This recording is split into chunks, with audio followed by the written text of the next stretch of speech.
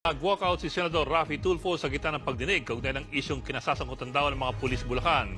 Nainsulto naman si Senator Bato de la Rosa sa inasal ng kapwa senador. Nasa frontline ng balitang yan si Mian Los Baños. Pag pulis ang may kasalanan, bine-baby-baby.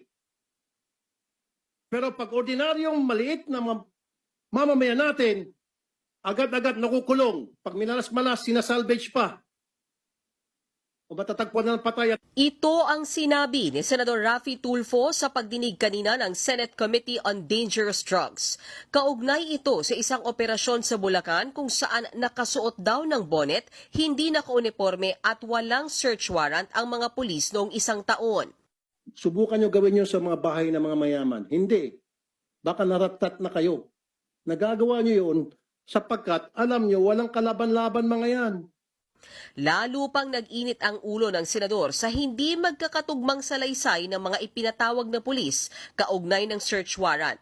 Ngayon, galing sa bibig mo, walang warrant at covert operation. Hindi kayo tumutugma-tugma. Dito may kita, Mr. Chair, na napakasinungaling kasama na si PD, Chief of Police at itong tatlong alipores nila. You see, Colonel, you're a bad example of the PNP.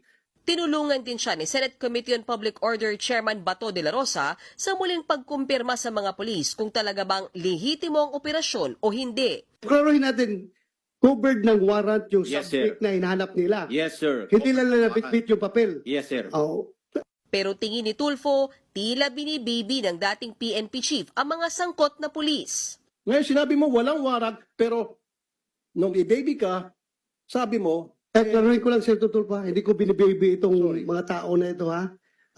Kahit na mga dati ko itong mga tauhan, alam mo na, nakita mo naman kung ako yung gagalit dito sa kalukuhan nila. Ako lang, I'm just trying to explain. Maya-maya pa, hindi na nakayanan ni Tulfo ang pagkadismaya. hindi na naman tumutugma. Ang daming hindi pagtutugma-tugma. Alis na lang ako rito. Hindi ko matiis.